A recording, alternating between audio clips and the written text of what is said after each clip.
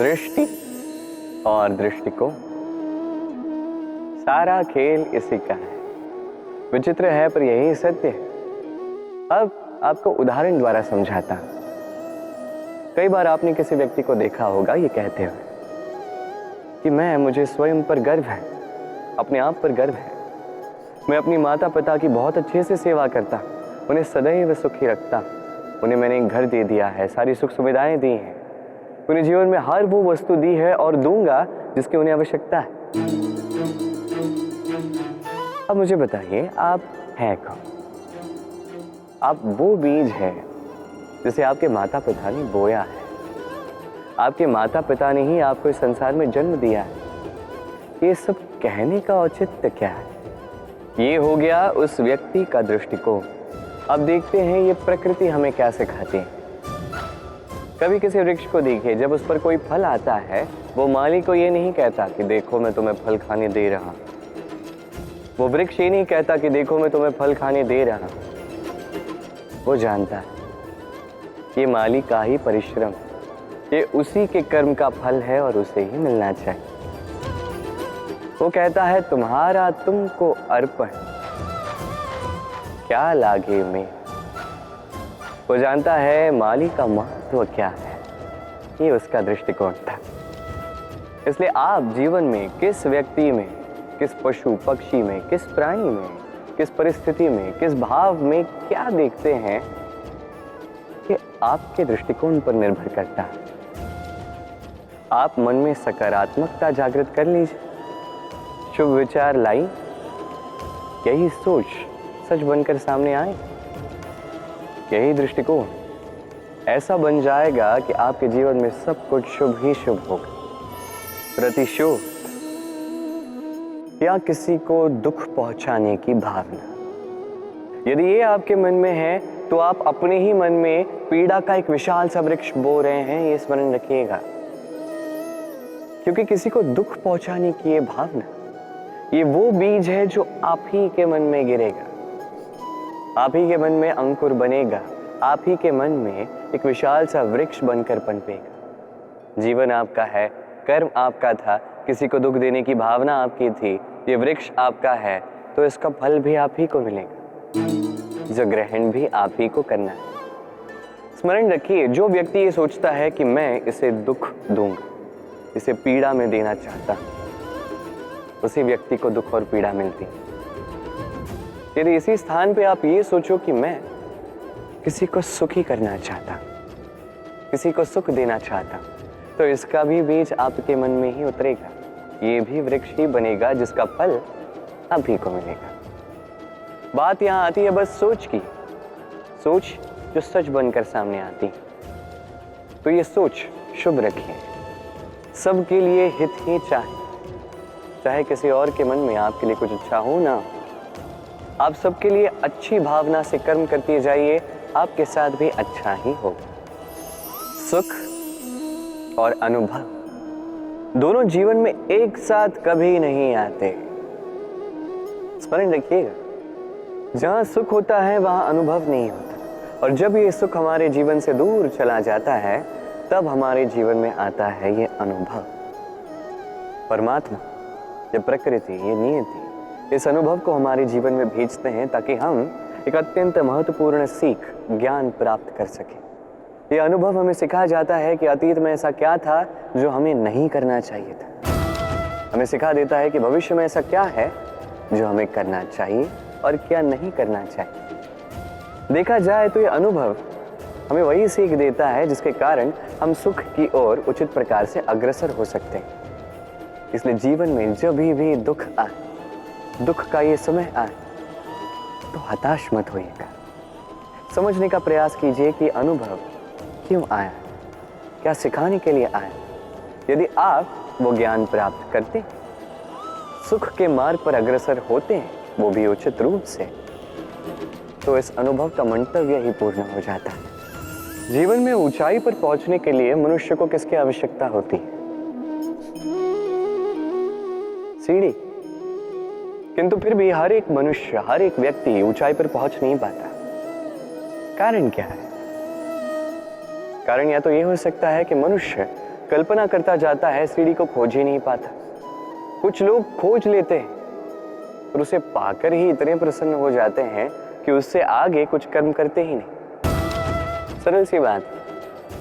बहुत से लोगों को सीढ़ी मिलती नहीं, और मिल भी जाए तो जब तक उस पर चढ़ोगे नहीं ऊंचाई पर पहुंचोगे कैसे?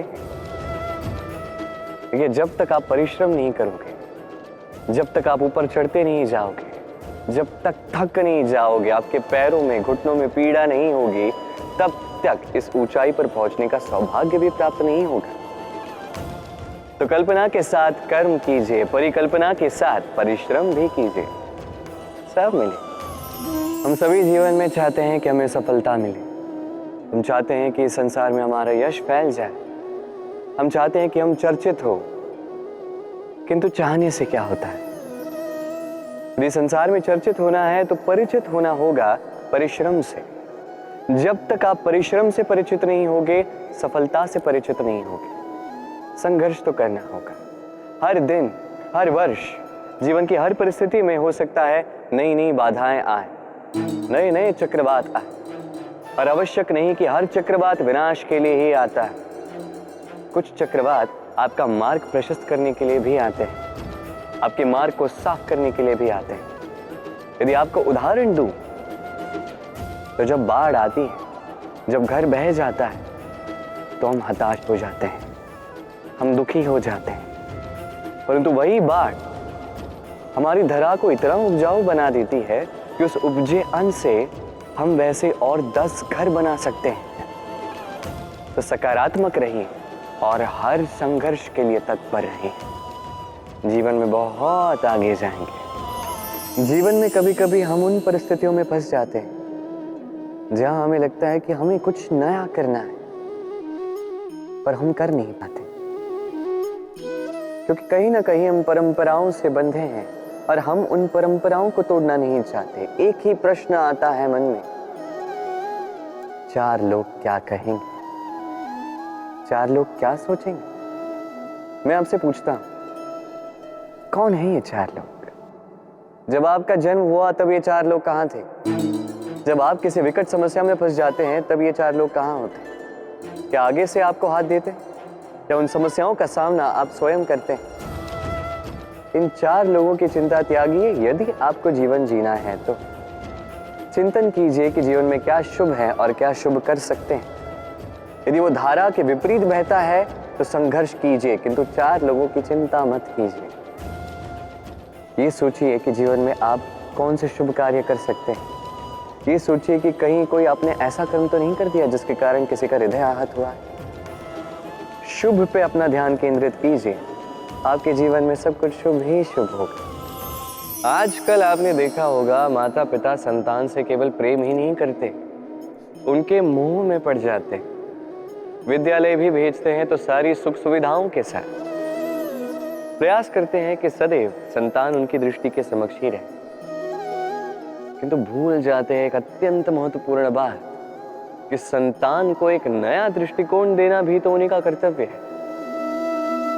इसलिए तो पुरातन काल में शिष्यों को गुरुकुल भेजा जाता था, गृह से दूर, क्योंकि गृह त्याग संतान के लिए, एक शिष्य के लिए अत्यंत शुभ लक्षण होता है। जब वो अपनों से दूर, गृह क्लेश से दूर रहेगा, तब वो इस संसार को स्वयं अपनी दृष्टि से देखेगा, परखेगा, समझेगा और सब कुछ स्वयं ही सीखेगा। सीख जाएगा कि कब आक्रमण करना है, कब पीछे हटना है, कैसे इस संसार का सामना करना है, और ये आपकी दृष्टि उसे नहीं सिखा सकती, उसका अनुभव ही उसे सिखा सकता है। इसलिए स्मरण रखिए, यदि आप चाहते हैं कि आपके संतान का विकास हो तो कई बार उसे स्वयं से दूर ले जाना पड़ता है। स्वयं मोह में रहेंगे तो उसका विकास कभी नहीं होगा। शक्ति एक अत्यंत विचित्र वस्तु है, या कह सकते हैं भाव। पिता सदैव चाहता है कि वो अपनी शक्ति पुत्र को सौंप सके ताकि वो शक्तिशाली बने, ये उसके हित में हो। और पुत्र सदैव चाहता है कि उसे पिता से ये शक्ति प्राप्त हो सके, किंतु शक्ति प्राप्त करने के लिए पुत्र होना पर्याप्त नहीं, पात्र होना आवश्यक है। यदि आपको सरलता से समझाऊं तो यदि आप सुपात्र हैं और आपको शक्ति दी जाती है तो आपको उस शक्ति का महत्व ज्ञात होगा, कहाँ उस शक्ति का प्रयोग करना चाहिए वो ज्ञात होगा, और ये शक्ति अर्जित की हुई शक्ति होगी तो इसका दुरुपयोग नहीं होगा। किंतु यदि यही आप कुपात्र होंगे और यदि आपको शक्ति दे दी जाए तो क्या होगा? देखा जाए तो ये शक्ति आपको दान में ही मिली होगी, तो ना इसका महत्व आपको ज्ञात होगा, ना इसका उपयोग आपको ज्ञात होगा। इसका दुरुपयोग होना निश्चित है। इसलिए यदि आप कोई शक्ति प्राप्त करना चाहते हैं तो पहले उसके योग्य बनिए, पुत्र नहीं पात्र बनिए। और मेरे साथ प्रेम से कहिए राधे राधे।